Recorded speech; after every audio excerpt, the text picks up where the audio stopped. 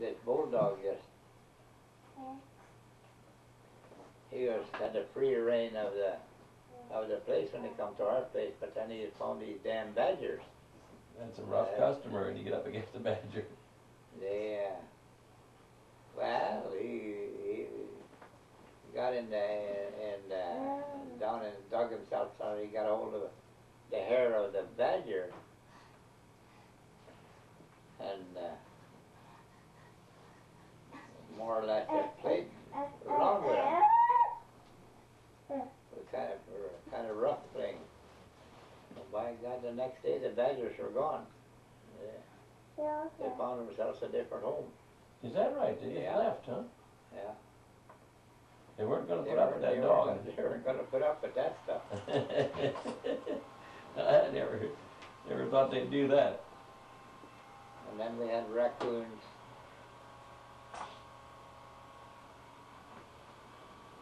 Yeah. Did you ever have any bird pets? Like we had the crows on the farm? No, I can't remember that.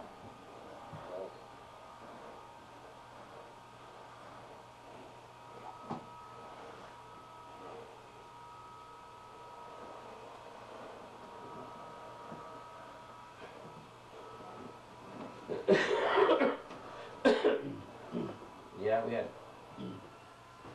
I remember those crows. They were always fun to have. Yeah. Come out and meet you in the mornings. Lie down and talk to you. That's the same with deer.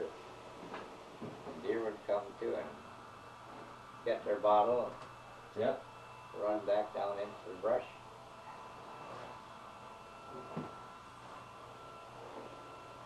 Yeah, it's pretty fun.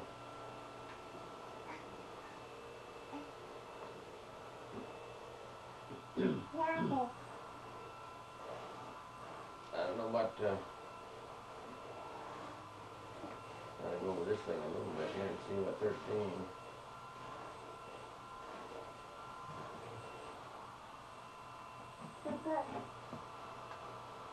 You got 85 sheets to play with. Yeah, we got the thing here on Albert Alley. There was a peddler. That's where a lot of stuff came from, was peddlers, huh? Well, Peddlers brought up your they trinket items, huh? They didn't carry, you got to carry their damn whole store on their back, you know. You didn't have a wagon, huh? Well, to end up, after they'd been around a while, they ended up doing that. But you see, out at Shern was a resting place for Syrians. There was a Syrian that started a store at Shern. And then, of course, he asked for people from his homeland to come and, you know, and they were real young when they came. That Albert Alley was, I suppose he was 17, 16, 17 years old. And he had a great big trunk, suitcase, that he carried on his back.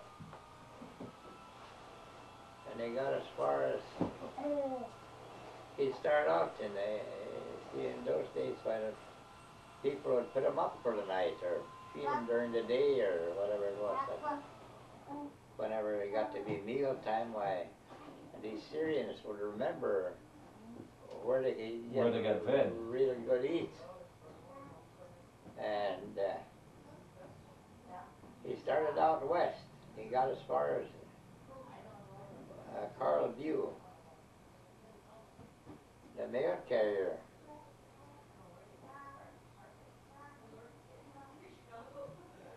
He more or less followed the mail route. I got Carl View. He hadn't only been there 2-3 days, and he didn't know how to talk English and couldn't make people understand anything. But they opened up their suitcase and they sold him a spool of thread or a package of needles or yarn or whatever it might be. Sometimes they'd have a little blouse or skirt or something that they packed up and had along. When I come to our place, he come to our place. He was desperate. God, he walked all the way from Sharon carrying that damn suitcase, you know. It's kind of tough. And he pointed, got in the house and he pointed to his mouth. My mother understood that he was hungry. Yeah, needed something to eat. Eat and drink, probably. Yeah, sure. Yeah. He ate 12 eggs and half a loaf of bread. That'll get him going. Yeah. Well, he probably didn't sell a heck of a lot, so you had to get it somehow. What about him? Would he take work then? Huh? Would he work if you needed a job done around the place? No. Well, probably carry in an armful of wood or something like that. You know, split wood or something for you? They wouldn't split wood, no. But then it wasn't too long until he got a horse and a buggy, and his inventory got bigger. He carried it around in the buggy. But boy, that first year, It was tough. oh, how did they suffer? Did he have any family? No, he's a single man that Yeah, came over. okay. He didn't have to worry about feeding his kids or anything now. Oh, no. They got to be old men, pretty old. They got to be 30 years or 35 years old before they got married. Yeah.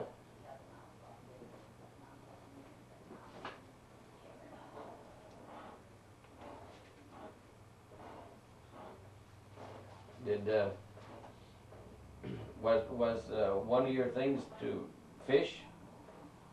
Yeah. Did you have to bring home so much fish a week or what? No.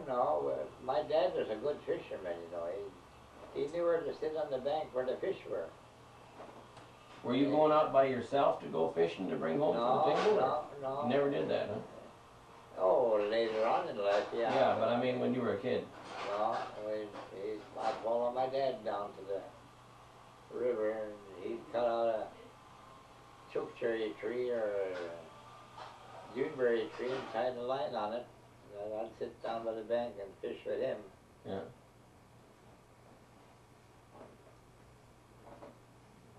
What do you have? I mean, you had to can the fish then when you brought it home, huh?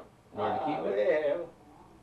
You ate them all. We never brought home more than we could prepare. Oh, I see. You didn't fish for any more. When you got what you could eat up, well, you could have quit. Then we quit. It might have been 20 minutes or it might have been 4 hours, huh? Yeah, it might have been all from 8 o'clock in the morning till 8 at night to get enough fish for it. Did you ice fish in the wintertime? Yeah. Chop a hole in the ice and put a light up there? No, not chop a hole in the ice, but there were springs along the river where the water would come out of the bank and it would just run all the way down into the river, so that where that water was warmer that came out of the ground than it was otherwise. You'd look up, you'd walk on the ice and fall through the ice. Yeah, I've done that, I know.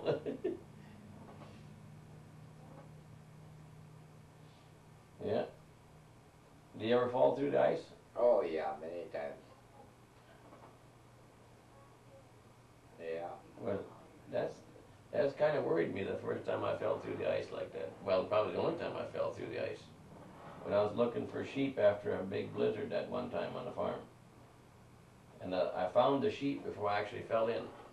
But when I crossed the river after I saw the sheep over in the corner where they were hiding from the blizzard, I walked down and I almost got to the other bank before I went down.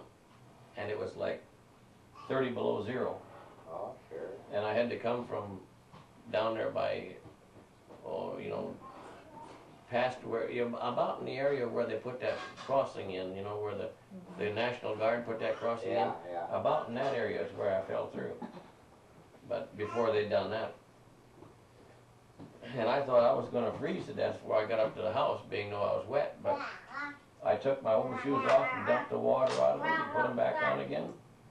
And I hadn't gone 20 steps before it was froze all over, and I was almost warm by the time I got to the house, except my feet they still had water that didn't drain out completely and were sloshing My feet got cold, but the rest of me was all protected by a solid wall then, except where it broke at the knees and that. So it wasn't bad. Down below by Egremont, people come from, well, 6-7 miles away for ice in the winter time. And there's one fellow where Art Erickson lived. Bert Campbell was the name of the guy. He'd, all the Deppelers and all of them, they'd come down and they'd take a load of ice home. They had ice houses. Mm-hmm. And there's a fellow by the name of Slobber to the northwest of Art Erickson's. They lived on that place. He was a bachelor.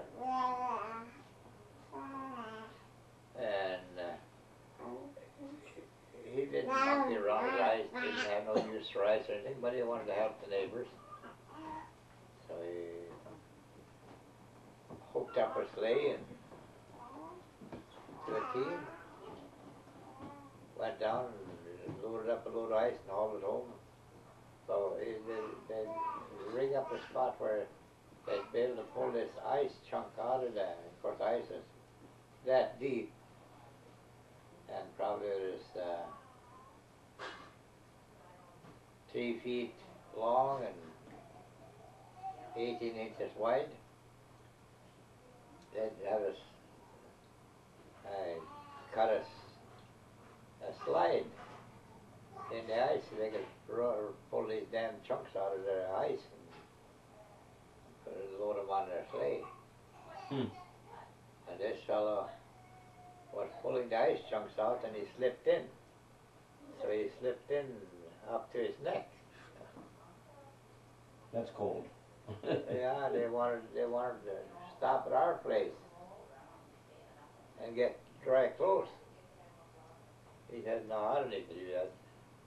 Sat on that damn thing all the way up to Art Erickson's. He was one solid chunk of ice when he couldn't walk or a damn thing, you know. Jeez. But he wasn't cold probably, except on his feet. That's what he said, he wasn't too cold. But goddamn, I'd freeze, I know that. Well, it's amazing how it seals around you when you, but your feet don't. Your feet, when you're standing in the water in your shoes, they don't go away. The water stays there. Yeah. It gets cold. Well, this froze too, you know, except near his body. And when it's cold out like that, why, it'll freeze. Your pants is right next to you, and I'll be dang if it don't freeze right next to you. There was this Slobber was Bert Campbell, where Art Erickson lived, would tease him a little bit. And the Slobber he was pretty sincere. And Bert Campbell teased him enough. So every once in a while he'd, tease him, visit with him and so forth. By God, he got a gun, took a gun and went down to Bert Campbell and shot him. Still. Of course, he'd been dead for years, but he went to the prison for life. He didn't like that teasing enough, huh? He had enough. No, and He had enough of it. yeah, he got enough of the guy, and that is it. Yep. One guy thought it was too fun, and the other guy didn't think it was too fun at all. He got even with him with a gun. Yeah.